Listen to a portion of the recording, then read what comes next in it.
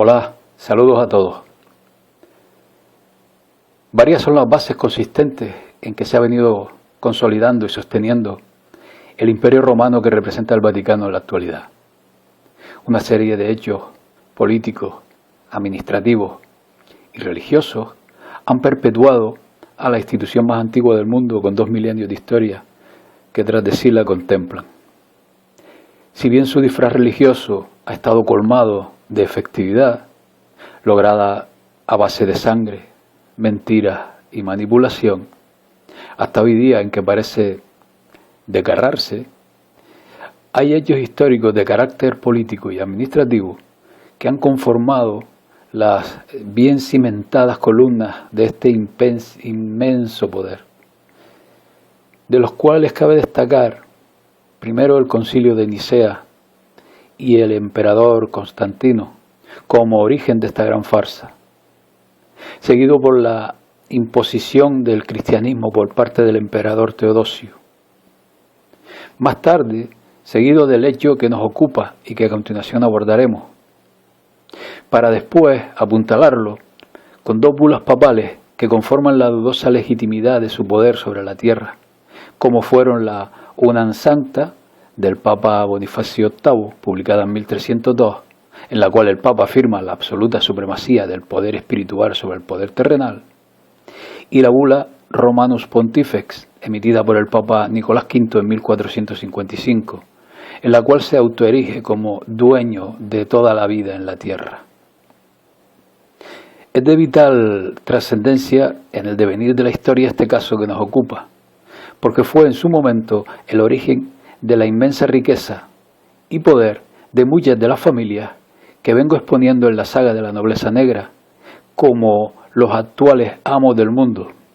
puesto que son accionistas del Imperio Romano con base de operaciones en el Vaticano. Veamos pues esta historia. Los estados pontificios, donde gobernaban estas familias bajo la supervisión papal, eran enclaves de la península itálica,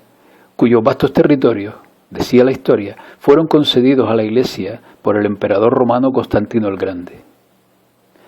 Sus fronteras abarcaban la mayor parte del centro de la península itálica, encontrándose su capital en la ciudad de Roma, e incluyendo otros núcleos urbanos entre sus dominios, tales como Bolonia, Rávena, Perugia y otros. Estos estados, sometidos a la autoridad del Papa, tienen su origen en la inestabilidad sufrida por entonces en la península italiana tras la caída del Imperio Romano en el año 476 después de Cristo, donde el papado era por entonces la única institución con poder, digamos, continuo en Italia, pese a que dicho poder supuestamente era solo espiritual. Cuando los francos entraron por el norte de Italia y los lombardos fueron derrotados en el siglo VIII, la Iglesia reclamó como suyos los territorios que rodeaban a Roma, presentando un documento de propiedad conocido como la Donación de Constantino, en la cual figuraba que dicho emperador, Constantino el Grande, recordemos el fundador de la Iglesia Católica, a su muerte decidió legar el control de Italia a la Iglesia, dotándole de poderes civiles sobre aquellos territorios. El texto de la donación es una supuesta carta de Constantino el Grande enviada al Papa Silvestre, en la cual relata, por una parte, la conversión de Constantino al cristianismo y por otra, la donación al Papa del derecho sobre diversos territorios del imperio,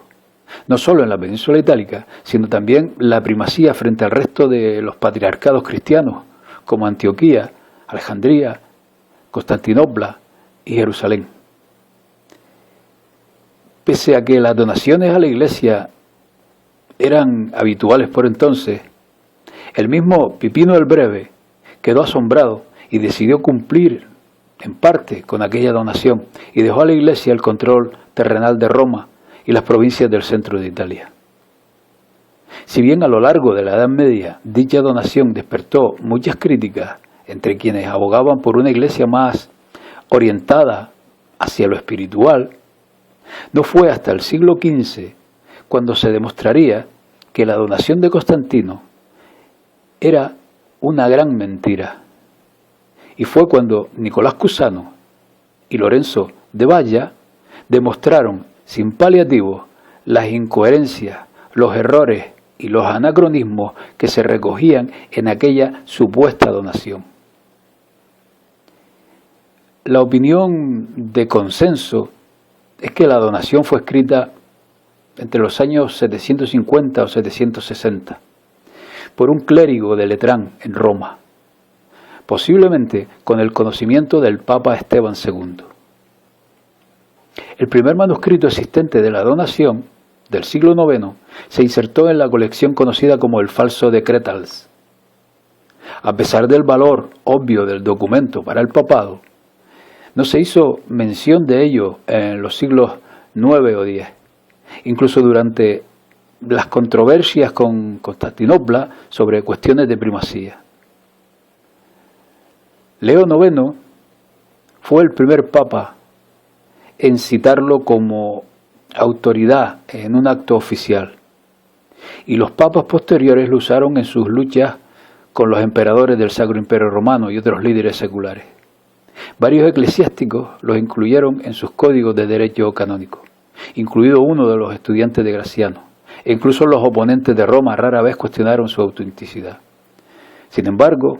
Otto III y sus partidarios expresaron sus dudas sobre el documento. El hecho de que se demostrase que la donación fue una falsificación no afectó demasiado a la Iglesia, porque los estados pontificios se habían convertido, tras muchos siglos, en uno de los reinos más longevos de toda Italia, y fueron de vital importancia en la posterior conformación de Europa, y también en el afianzamiento de muchas familias de poder que, tal como decíamos al principio, siguen hoy día manejando el mundo. Es decir, esta donación de Constantino ha sido una de las mayores farsas de la historia y en la cual se sustenta el poder de varias familias de esta nobleza negra que junto a la nobleza veneciana que conformaron aquel poder en la Edad Media, y tras diversas vicisitudes que hemos venido abordando a lo largo de varios vídeos, siguen hoy día, gracias a este poder logrado no solo con esta gran farsa, sino con la llegada de papas de esta familia digamos al poder, donde no solo trabajaban el lado espiritual, entre comillas, sino que también se dedicaban a enriquecer a estas familias. Pues bien, amigos, esto es todo y hasta la próxima. Saludos a todos.